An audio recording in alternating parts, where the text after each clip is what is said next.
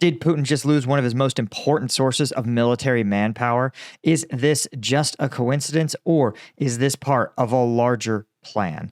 I'm Paul, U.S. Army combat veteran. Let's talk about it.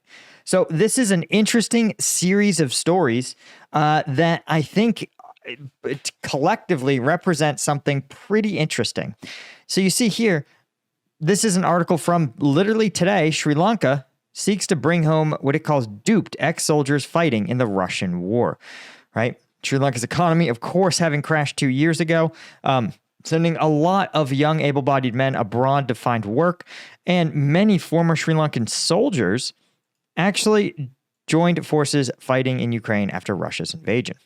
Now, many of the veterans thought they were taking non-combat jobs, but in fact ended up fighting for the Russians, right?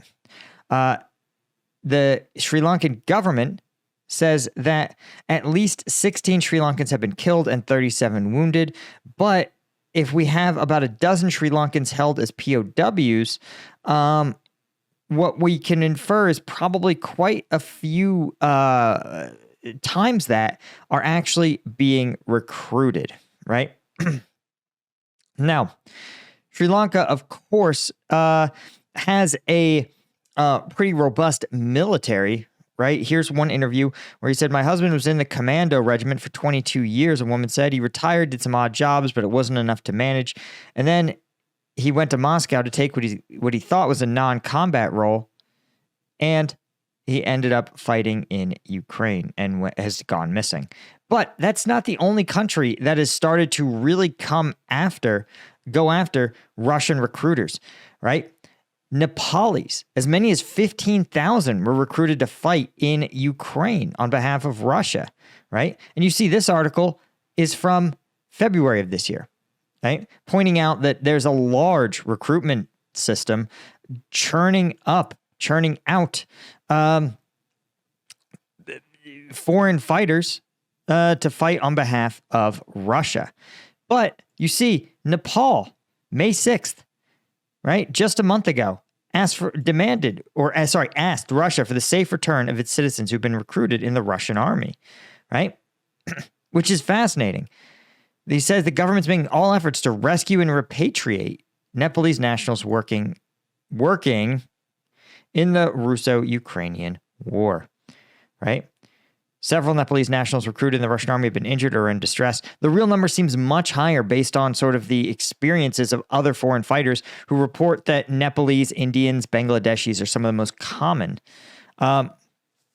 And when you see 20 plus being killed, it's not unreasonable to say that they may actually have gotten around 15,000. And then finally today, you see the Sri Lankan government is also demanding that Russia stop recruiting its veterans. Sorry, we covered that. Got my stories in order. India is also saying, listen, you have to return Indian citizens who you recruited, right? He says the Indian government takes the matter very seriously. India's foreign ministry says it was in touch with Russian authorities to manage the repatriation of 2 Indians' remains. Other Indians have died fighting earlier this year.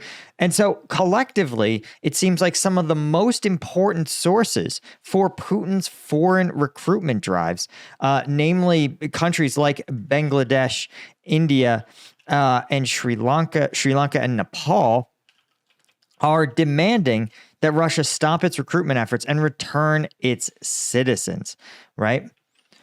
And this is a bad news for Putin because we know that he has relied on these, what they call crypto mobilization efforts,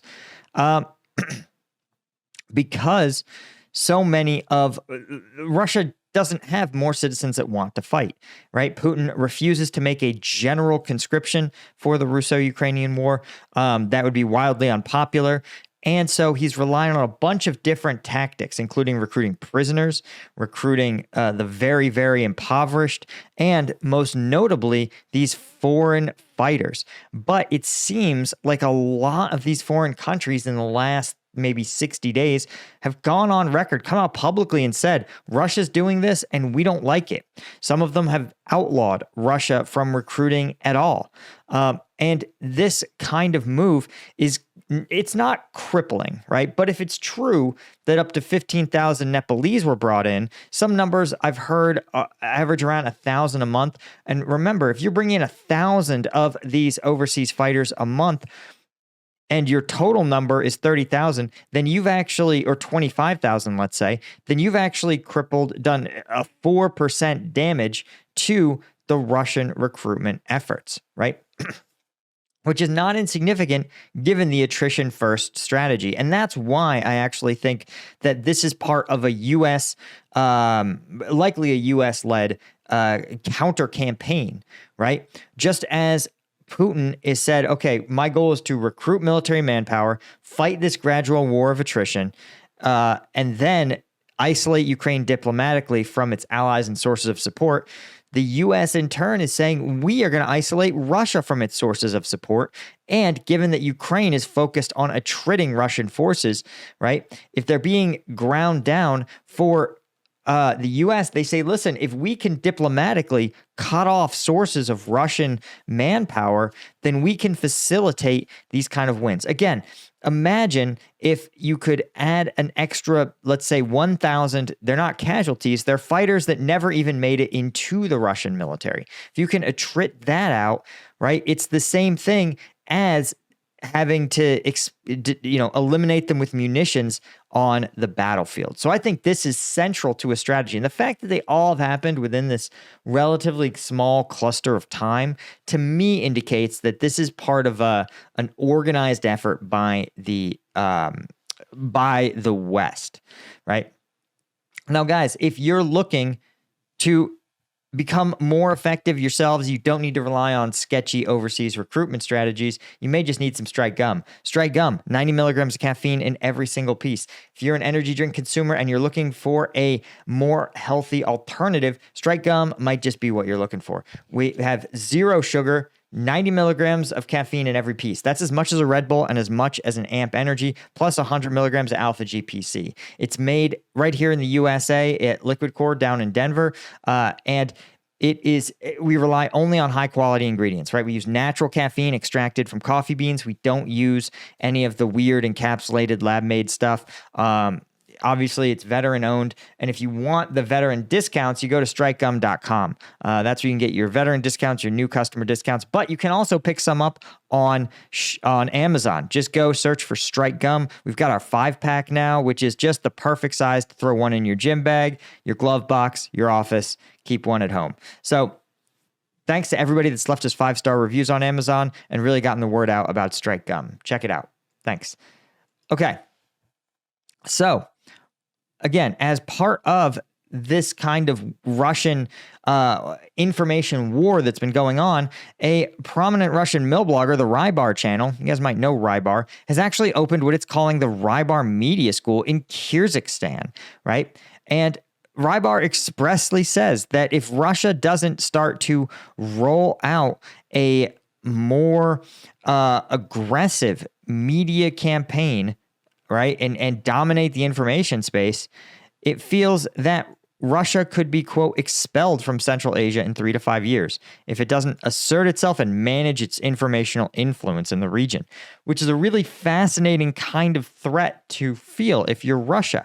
But Kyrgyzstan is, according to some reports, another source of foreign fighters. So Russia maintaining tight control over the information space and preventing stories about the reality of the battlefield from percolating into Kyrgyzstani media is important. And that's likely why this Rybar school has been opened. There's also, of course, Rybar efforts to open in Serbia and other Balkan countries, other areas where Russia exerts a lot of influence. So again, as I've talked about on this channel for some time, there is a contest, a front of the war that is the information space, just like there's a front of the war that is the diplomatic space. And there's, of course, the front of the war that is the battlefield. And to Putin, these are all three of equal importance. Anyway, guys, that's all I had. Thank you so much to the Colonel tier members of combatvetnews.com. I could not do this without you guys. Thanks to Lieutenant tier. We just checked out some absolutely wild videos, including a close quarters fight between a Bradley and a Russian BMP. So if you want to get access to that and all the other uncensored combat footage, you want to become a member on combatvetnews.com. See ya.